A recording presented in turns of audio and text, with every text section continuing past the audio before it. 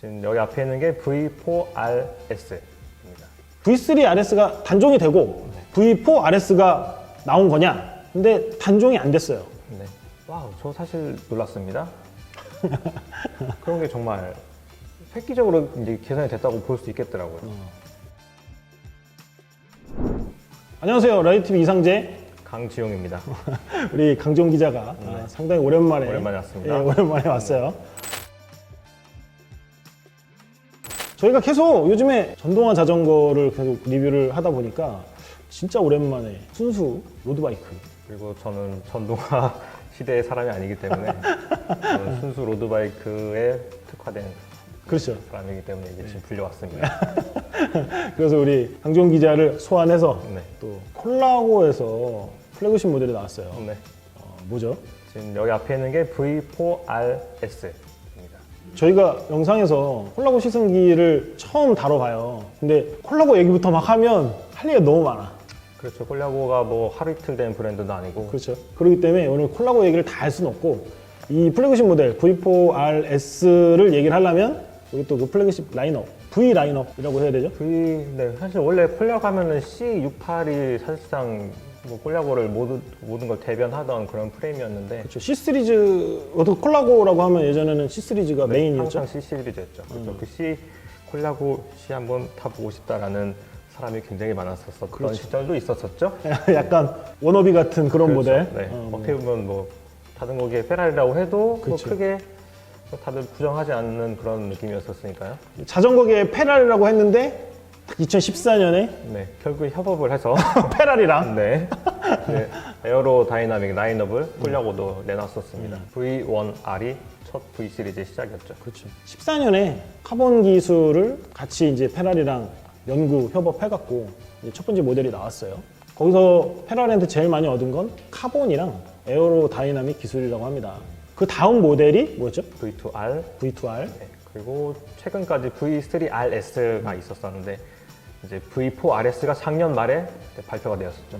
V4RS가 나오면서 사람들은 이제 V3RS가 단종이 되고 V4RS가 나온 거냐? 근데 단종이 안 됐어요.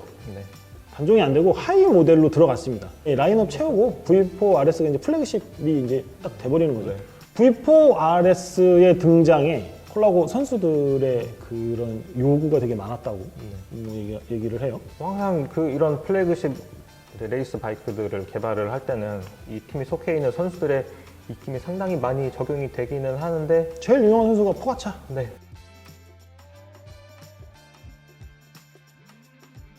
포가차 입김이라면은 예, 포가차 정도면 의미가 다르죠? 그러죠. 네. 좀 더 강성이 뛰어난 네.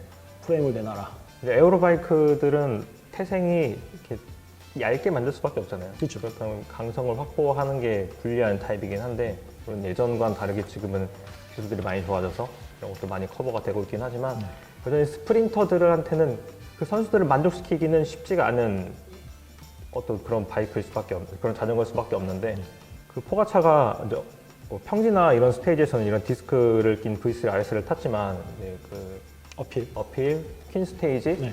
이런 데서는 아직까지는 그래도 가볍다고 할 수 있는 림브레이크를 사용했었거든요. 근데 포가차가 원하는 무게는 줄이고 스프린터들이 원하는 강성은 늘린 게 V4RS에 들어가면서 전 스테이지 이제 다 이 V4RS 하나로 다 커버를 하게 되는 거죠. 사실 V3RS에서 경량화로 하면은 47g에 불과한 무게가 줄어들긴 했지만 그렇죠. 아마 이 에어로 바이크에서 그 정도 줄이기는 정말 쉽지 않았을 거라고 생각이 들어요. 그리고 이게 항상 이 에어로 바이크랑 올라운드 바이크를 나눴었던 이유가 아무리 여기서 줄여도 그 올라운드 바이크만큼 무게를 줄이면서 어느 정도 강성을 확보할 수가 없었었는데 무게를 저렇게 어떻게든 줄이면서 니즈를 만족을 시켜간 게 아닌가 하는 생각이 드네요. 결국 그 무게는 줄이고 강성은 높이고 그러면 또 이 소재 얘기를 할 수밖에 없는데 뭐 결국 카본이죠. 네. 카본을 어떻게 주무르고 설계를 하냐. 그렇죠. 사실 그게 지금도 발전할 게 많이 남아있다는 게 참 신기하기도 하네요. 그렇죠. 네. 지금도 무게를 줄이면서 강성을 확보를 하고 실제로 타봤을 때도 좀 민감하신 분들이라면은 체감을 충분히 할 수 있으실 거예요. 주된 경량화 이제 V3RS에서 V4RS로 오면서 47g이라는 무게를 감량을 했다고 하는데 그 중에 이제 주된 감량 부위가 이 핸들바라고 하죠. 아, 네네네. 그 전에 없던 새로운 핸들바가 등장을 했습니다. 이 모델이 CC.01이에요. 네. 여기 핸들바에 깜짝 놀랄 기능이 있더라고요. 숨겨진 기능들이 좀 있어요. 네. 뿅 뽑아내면은 이렇게 쬐끄만 예. 공구가 들어가 있습니다. 공구가 있습니다. 요즘에 이제 다 튜브레스 타이어를 쓰다 보니까 이 밸브 코어 리무버도 돼 있고요. 기본적으로 육각이 3, 4, 5, 2.5, 3, 4, 5mm가 들어가 있습니다. 급할 때 이렇게 사용을 하시고 네. 다시 넣어서 그래서 이게 에어로 다이나믹이라고 해서 얼마만큼 효과가 있는지 발표를 했었죠? 콜라보가 이제 발표를 한 거는 50kWh에서 0.7W의 파워 절감을 할 수 있다라고 이제 발표를 했어요.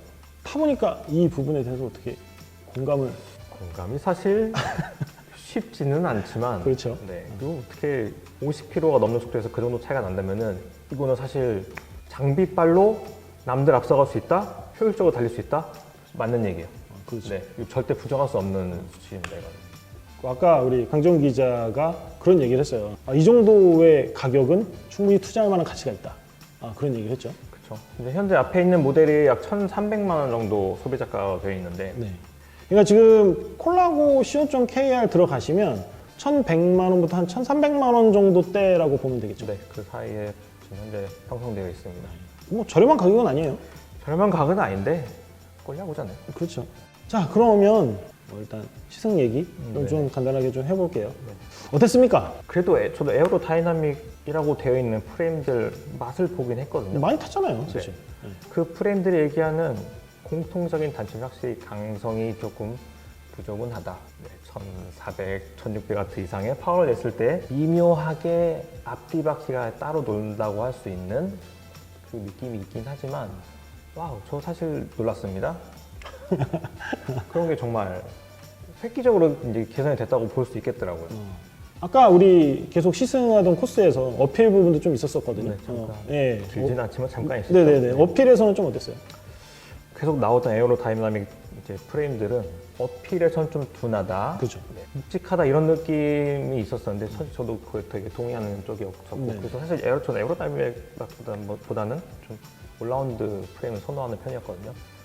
근데 네, 이제 더 이상 시집볼 없어지는 거 아닌가 그러진 않겠죠? 네네. 그런 게 아닌가 싶을 정도 이제 그런 거에서 고민을 안 해도 되지 않을까 싶은 생각이 들 정도예요. 그리고 이제 에어로다이나믹 이 형상 특성상 승차감을 좋게 만들기도 상당히 어려웠었거든요. 근데 이제 몇 해 전부터는 시대에 따른 기술의 발전이 승차감도 커버하고 강성도 커버하고 그거에 대한 반응성도 커버하고 그래서 거기다 심지어 이제 경량화까지 계속 되고 있잖아요. 네네. 경량화의 온 이점도 충분히 커버를 하고 있지 않나. 승차감도 상당히 사실 인상적이긴 했어요. 심지어 이제 바닥에서 올라오는 충격량이죠. 네네. 그런 것만 따졌을 때는 예전에 32월, 36월 타던 그런 느낌이거든요. 네네네. 그래서 그때 그러면서도 강성은 전혀 놓치지 않았고 되게 이윤배발적이거든요. 그렇죠. 네. 이게 부드러움과 이제 강성을 충분히 확보한다는 게 쉽지 않은 문제긴 한데. 그 개발하고 뭐하고 하는 사람들이 제일 힘든 게 그거잖아요. 맞아요. 한 개를 확실하게 그냥 버리면 상관없는데 네, 맞아요. 두 개를 다 잡는 건 정말 절대 쉬운 문제가 아니죠. 그렇죠. 가격에 대해서 이제 우리가 처음에 얘기를 하고 타고 이제 했었었는데 처음에 가격에 대해서 강준 기자가 반응한 것과 나중에 시즌 다 끝나고 나서 반응한 게 저는 차이가 좀 있었다는 게 좀 흥미로웠어요, 사실. 네네. 제 자신도 사실 그랬고 비싼 거 아닌가라는 생각 조금 너무는 아니지만 그래도 조금 다른 모델들에 비하면 좀 어느 정도 비싸기는 하지만 폴라고라는 브랜드의 그런 가치와 이 레이스의 진심인 브랜드가 만든 결과물이 그렇죠. 충분하다고 봅니다. 오늘 이렇게 또 콜라보라는 레이스의 진심인 브랜드의 플래그십 모델 V4RS 갖고 와서 뭐 우리 강정훈 기자랑 이런저런 얘기도 좀 하고 탄 얘기도 좀 하고 했는데 재밌게 보셨는지 모르겠습니다. 저희는 또 로드바이크 시승기도 좀 자주자주 좀 해서 여러분들의 좀 니즈를 저희도 만족시킬 수 있게끔 노력해 보겠습니다. 지금까지 라이드TV 이상재 강정이었습니다. 고맙습니다.